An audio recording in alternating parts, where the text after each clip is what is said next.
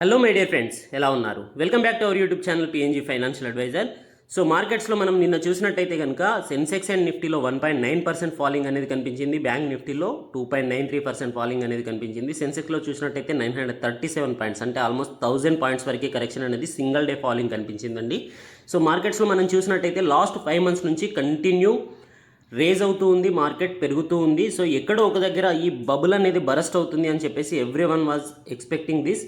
So 14,753 లెవెల్స్ని ఎప్పుడైతే జనవరి 21న Nifty అనేది టచ్ అయిందో అప్పటి నుంచి మనకి ఫాలింగ్ అనేది అయితే మార్కెట్స్లో కనిపించడం జరిగింది. సో నిఫ్టీలో చూసినట్టయితే ఎస్టర్డే కంటిన్యూ అది ఫాలింగ్ లెవెల్లోనే ఉంది. బ్యాంక్ నిఫ్టీలో చూసినా కూడా ఎటువంటి బౌన్స్ బ్యాక్ అనేది అయితే కనిపించట్లేదు, క్లియర్ కట్ ఫాలింగ్నెస్ అనేది అయితే మనకి కనిపించడం జరిగింది. ఓపెనింగ్ ప్రైస్ చూసినట్టయితే 14,238, అక్కడ నుంచి అప్పర్ సైడ్ వెళ్ళలేదండి. సో అక్కడ నుంచి నిఫ్టీ అనేది కంటిన్యూ ఫాలో అవుతూ 13,967, మనకి 14,000 స్ట్రైక్ ప్రైస్ అనేది మోస్ట్ ఇంపార్టెంట్ అని చెప్పాం కదా. సో ఆ స్ట్రైక్ ప్రైస్ని కూడా బ్రేక్ చేస్తూ డౌన్ సైడ్ వెళ్ళడం అయితే మనం చూడడం జరిగింది.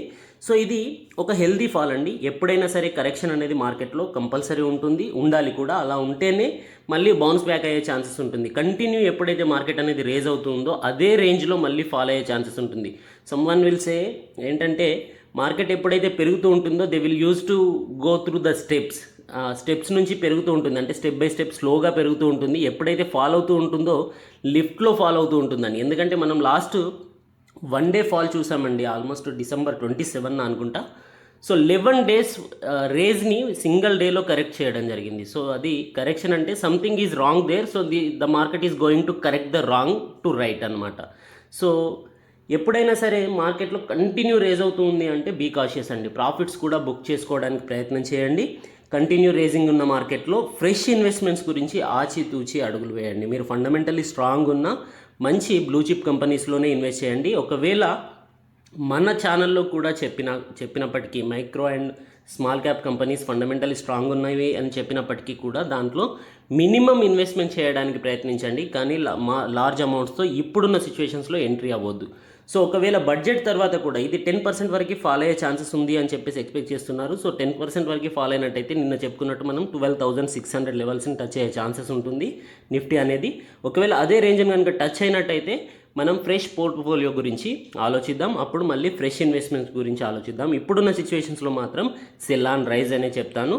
సో అలాగే 3 బెస్ట్ స్టాక్స్ ఫర్ ఇంట్రాడే కూడా ఈ వీడియోలో డిస్కస్ చేయడం జరిగింది. సో నిఫ్టీలో, బ్యాంక్ నిఫ్టీలో కరెక్షన్ చూడడం జరిగింది.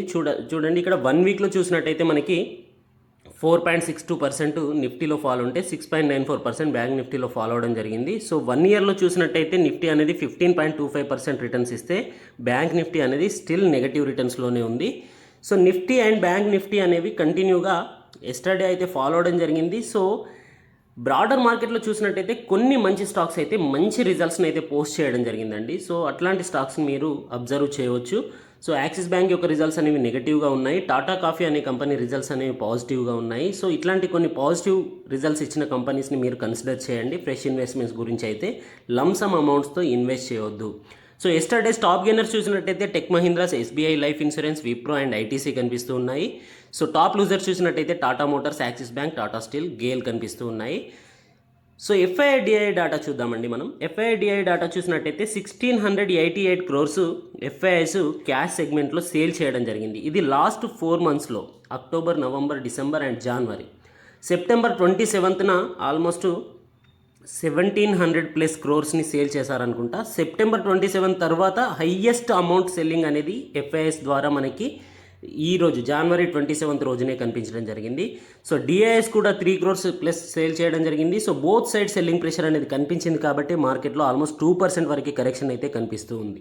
సో ఎఫ్ఐఎస్ కంటిన్యూగా 1,60,000+ crores అక్టోబర్, నవంబర్, డిసెంబర్, జనవరి, సో ఈ 4 monthsలో అయితే మన మార్కెట్స్లో పుష్ చేయడం జరిగింది.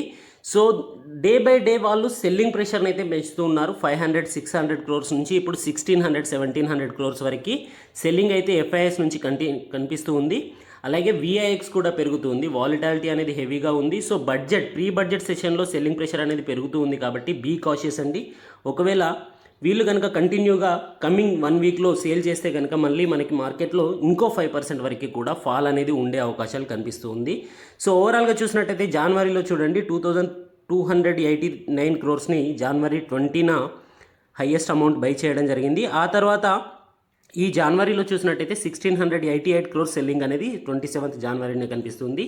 సెప్టెంబర్ 27 తర్వాత మనకి హయ్యెస్ట్ సెల్లింగ్ అనేది జనవరి 27న, అంటే ఆల్మోస్ట్ 4 మంత్స్లో ఫుల్గా వీళ్ళు ఇన్వెస్ట్ చేయడం జరిగింది ఇండియన్ మార్కెట్స్ పైన 1,60,000 క్రోర్స్. ఇప్పుడైతే సెల్లింగ్ ప్రెషర్ కనిపిస్తుంది ఎఫ్ఐఎస్ నుంచి, that is a bad indication. అలాగే మార్కెట్ చూసినా కూడా కంటిన్యూ ఫాలో అవుతుందండి. ఎప్పుడైనా 3 బ్లాక్ క్రోర్స్ తర్వాత మార్కెట్ రికవరీ తీసుకునే ఛాన్సెస్ ఉంటుంది. కాకపోతే 4th కంటిన్యూస్ డే కంటిన్యూగా ఫాలో అవడం అనేది అయితే నెగటివ్ ఇండికేషన్గా మనం చెప్పవచ్చు. నిఫ్టీ 50లో చూసినట్టయితే సో మనం సపోర్ట్ అండ్ రెసిస్టెన్స్ లెవెల్స్ చూసినట్టయితే ఇమీడియట్ సపోర్ట్ వచ్చేసి 13,765 దగ్గర కనిపిస్తుంది అండి. సో నెక్స్ట్ సపోర్ట్ వచ్చేసి 13,400 లెవెల్స్. సో 13,700 ఎబోనే ఈరోజు మార్కెట్ క్లోజ్ అయ్యే ఛాన్సెస్ ఉంటుంది అని నేను అనుకుంటూ ఉన్నాను. ఎందుకంటే వీక్లీ ఎక్స్పైరీ కాబట్టి ఎస్జిఎక్స్ నిఫ్టీ చూసిన 0.9% నెగటివ్లో కనిపిస్తుంది. 13,850 ప్లస్లో ఇప్పుడు ప్రజెంట్ ఉన్న మార్కెట్ కండిషన్లో కనిపిస్తుంది. సో మార్కెట్ అనేది గ్యాప్ డౌన్లో ఓపెన్ అయ్యే ఛాన్సెస్ ఉంది 800 to 850 లెవెల్స్లో. సో మార్కెట్ అనేది గ్యాప్ డౌన్లో 13,800 to 850 లెవెల్స్లో ఓపెన్ అయ్యే ఛాన్సెస్ కనిపిస్తూ ఉన్నాయి. సో అక్కడ నుంచి మనకి 900 లెవెల్స్ వరకు మళ్ళీ మార్కెట్ రేజ్ అయ్యే ఛాన్సెస్ ఉంది. సో మార్కెట్లో కరెక్షన్ కనుక హెవీగా వచ్చినట్టయితే 13,400 లెవెల్స్ని కూడా ఎక్స్పెక్ట్ చేయవచ్చు. కాకపోతే అప్పర్ సైడ్ 1,400 లెవెల్స్ని క్రాస్ అయ్యేంత వరకు మనకి మార్కెట్లో మళ్ళీ పాజిటివ్నెస్ అనేది అయితే మనం ఇప్పుడు ఎక్స్పెక్ట్ చేయడానికి లేదు. సో బ్యాంక్ నిఫ్టీలో కూడా కంటిన్యూ ఫాలింగ్ అనేది కనిపిస్తూ ఉంది. So support and resistance levels చూసినట్టయితే ఇమీడియట్ సపోర్ట్ వచ్చేసి 29,785 లెవెల్స్లో కనిపిస్తుంది. ద నెక్స్ట్ సపోర్ట్ వచ్చేసి 29,040 అండి. 29,040 అనేది చూడండి డిసెంబర్ 27న మనకి ఇక్కడ అదే లెవెల్స్ నుంచి బౌన్స్ బ్యాక్ అయ్యింది సపోర్ట్ తీసుకొని. సో 29,040 లెవెల్స్ అనేది మోస్ట్ ఇంపార్టెంట్ అండి. December previous first and second వీక్లో చూసినట్టయితే 30,900 లెవెల్స్ అనేది మనకి హెవీ రెసిస్టెన్స్గా ఇక్కడ కనిపించడం జరిగింది. చాలా వరకు ఇక్కడ ట్రేడ్ అవుతూ ఫాలో అవడం జరిగింది. 29,040 లెవెల్స్ నుంచి మళ్ళీ మార్కెట్ అనేది బౌన్స్ బ్యాక్ అవడం జరిగింది బ్యాంక్ నిఫ్టీలో చూసినట్టయితే. సో ఇప్పుడు ప్రజెంట్ ఉన్న సిచ్యువేషన్స్లో కూడా ఇదే లెవెల్స్ని మనం సపోర్ట్ అండ్ రెసిస్టెన్స్ లెవెల్స్గా చూడాలండి. 29,040 లెవెల్స్ అనేది స్ట్రాంగ్ సపోర్ట్గా కనిపిస్తూ ఉంది. సో 30,900 లెవెల్స్ అనేది ఇమీడియట్ రెసిస్టెన్స్గా ఉంది. 31,300 లెవెల్స్ అనేది నెక్స్ట్ రెసిస్టెన్స్ లెవెల్గా కనిపిస్తుంది. ప్రజెంట్ ఉన్న సిచ్యువేషన్స్లో ఈరోజు గ్యాప్ డౌన్లో మార్కెట్ ఓపెన్ అయితే 30,000 స్ట్రైక్ ప్రైస్ అనేది మోస్ట్ ఇంపార్టెంట్ అండి. దాన్ని కనుక బ్రేక్ చేసినట్టయితే 29,700 లెవెల్స్ వరకు మార్కెట్ వెళ్ళే ఛాన్సెస్ ఉంది బ్యాంక్ నిఫ్టీలో. సో బ్యాంక్ నిఫ్టీ 29,700 లెవెల్స్ నుంచి సపోర్ట్ తీసుకున్నట్టయితే బౌన్స్ బ్యాక్ అయ్యి 30,000 అరౌండ్లో క్లోజ్ అయ్యే ఛాన్సెస్ అయితే కనిపిస్తుంది. మీరు కనుక ఒకవేళ ఆప్షన్ సెల్లర్ అయితే కనుక 30,900 30,500 ఎబో కాల్స్ని మీరు సేల్ చేయవచ్చు. సో బిలో ఒకవేళ ఐరన్ కాండర్ కానీ బటర్ఫ్లై స్ట్రాటజీ కానీ మీరు యూజ్ చేసినట్టయితే 29,500 కంటే బిలో మీరు పుట్స్ని సేల్ చేయవచ్చు అండి. సో సెల్లర్స్ అయితే కనుక మీరు ఆప్షన్ రైటర్స్ అయితే కనుక ఈ స్ట్రైక్ ప్రైస్ని మీరు గమనించవచ్చు.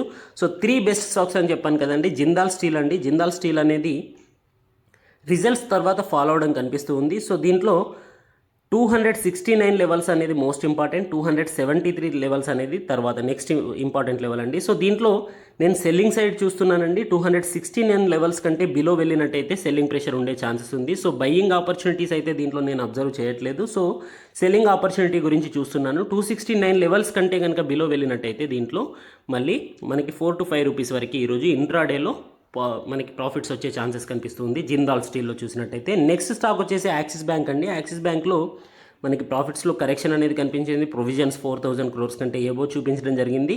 సో P&L స్టేట్మెంట్ చూసినట్టయితే Q3 రిజల్ట్స్ అయితే అంత ఆశాజనకంగా లేవు. సో ఈరోజు కనుక కరెక్షన్ వచ్చినట్టయితే కనుక 629 లెవెల్స్ అనేది మోస్ట్ ఇంపార్టెంట్ అండి. 629 కంటే బిలో మీరు సేల్ చేసినట్టయితే 5 to 6 రూపీస్ ప్రాఫిట్స్ అనేవి మనం దీంట్లో ఎక్స్పెక్ట్ చేయవచ్చు. 635 అనేది స్టాప్ లాస్గా మనం దీంట్లో గమనించవచ్చు యాక్సిస్ బ్యాంక్లో. ద థర్డ్ స్టాక్ వచ్చేసి టీవీఎస్ మోటార్ అండి. టీవీఎస్ మోటార్ కూడా మనకి దీంట్లో బయ్యింగ్ సైడ్ నేను ఆపర్చునిటీస్ గురించి చూస్తున్నానండి. ఈరోజు రిజల్ట్స్ అనౌన్స్ చేయబోతుంది. సో 2 వీలర్స్ యొక్క సేల్స్ అనేవి పెరిగాయి కాబట్టి మేబీ దీని యొక్క రిజల్ట్స్ అనేవి పాజిటివ్గా ఉండే ఛాన్సెస్ ఉంది. కానీ మార్కెట్స్ అనేవి నెగిటివ్గా ఉన్నాయి కాబట్టి దీనిపైన ఇంపాక్ట్ చూపినట్టయితే దీంట్లో అంతవరకు మనకి ప్రాఫిట్స్ ఉండకపోవచ్చు. ఒకవేళ మంచి రిజల్ట్స్ని పోస్ట్ చేసినట్టయితే కనుక దీంట్లో 532 లెవెల్స్ కంటే ఎబో దీన్ని బై చేయడానికి ప్రయత్నం చేయండి. 527 రూపీస్ని మనం స్టాప్ లాస్గా ఉంచుకొని ఒక 5 రూపీస్ ప్రాఫిట్ వరకు దీంట్లో ఎక్స్పెక్ట్ చేయవచ్చు. So these are the 3 stocks అండి. సో ఓవరాల్గా గ్లోబల్ మార్కెట్స్ చూసినా కూడా ఆసియా నిక్కీ అనేది 1.79% నెగటివ్గా ఓపెన్ అవ్వడం కనిపిస్తుంది ఈరోజు మార్నింగ్ చూసినట్టయితే. సో నెగటివ్గా ఉంది. యూఎస్ మార్కెట్స్ అనేవి 2.5% కంటే above. Nasdaq, S&P 500 and Dow Jones 2% వరకు కరెక్షన్ అవ్వడం కనిపించింది, ఫాలో అవడం. సో యూఎస్ మార్కెట్స్లో కంప్లీట్లీ నెగటివ్నెస్ ఉంది, యూరోప్ మార్కెట్స్లో కంప్లీట్లీ నెగటివ్నెస్ ఉంది, ఆసియన్ మార్కెట్స్ కూడా నెగటివ్గా ఈరోజు ఓపెన్ అవ్వడం కనిపిస్తుంది. సో బీ కాషియస్ అండి. ఈరోజు మాత్రం ఓవరాల్గా మార్కెట్స్లో అయితే నెగటివ్నెస్ ఉండే ఛాన్సెస్ ఉంది. కాకపోతే వీక్లీ ఎక్స్పైరీ కాబట్టి మ్యాక్సిమం 30,000 లెవెల్స్లోనే బ్యాంక్ నిఫ్టీ అండ్ 13,900 లెవెల్స్లో నిఫ్టీ క్లోజ్ అయ్యే ఛాన్సెస్ అయితే కనిపిస్తూ ఉంది. సో అంతకంటే ఎక్కువగా కరెక్ట్ అయితే మాత్రం మళ్ళీ షార్ప్ ఫాల్ అనేది కమింగ్ వీక్స్లో కూడా మనం ఎక్స్పెక్ట్ చేయవచ్చు. ఈరోజు రిజల్ట్స్ అనేవి Maruti Suzuki, CCL products, DB corp, ఈ క్లర్క్స్, ఇంజనీర్స్ ఇండియా ఇలాంటి కంపెనీస్ యొక్క రిజల్ట్స్ దీంట్లో అనౌన్స్ చేయబోతున్నారండి. సో దీంట్లో మీరు అబ్జర్వ్ చేయాల్సింది వెల్స్టన్ కార్ప్, అలాగే TVS మోటార్స్, ఈ క్లర్క్స్, CCL ప్రొడక్ట్స్. సో ఇటువంటి కంపెనీస్లో మీరు పాజిటివ్నెస్ ఉండే ఛాన్సెస్ ఉంటుంది. సో మీరు వాచ్ లిస్ట్లో యాడ్ చేయండి. దీంట్లో కనుక 1% కంటే ఎబో కనుక పాజిటివ్నెస్ కనిపించినట్టయితే బయ్యింగ్ గురించి మీరు ఆలోచించవచ్చు. థ్యాంక్ యూ, గుడ్ లక్, జై హింద్.